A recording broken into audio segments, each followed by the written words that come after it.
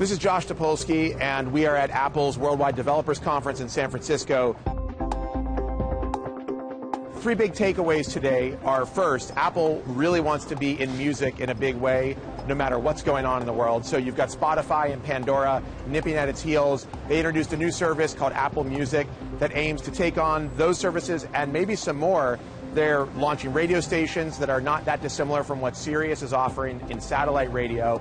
And they're also creating a new service called Apple Music Connect, which lets artists share photos and new songs with listeners.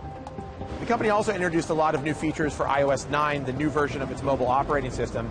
But the most significant one might be the ability on the iPad to be able to use two apps side by side, making it much more of a productivity device as opposed to just a lean-back machine. One other thing you might have noticed today about Apple is that they're definitely on the attack. They launched a new service called Apple News, which is definitely taking a shot at Flipboard. And they made several comments about privacy and user data that was clearly aimed at Google and Facebook.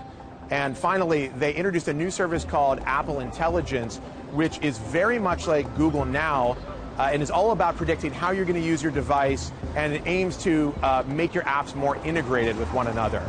All in all, this is definitely a developers conference. There were a lot of iterative updates to software and services, but no huge wham-bang moments. I think the closest the company got is the introduction of the new music service, which, if it actually taps into iTunes' full library of songs, could be a fierce competitor in that space.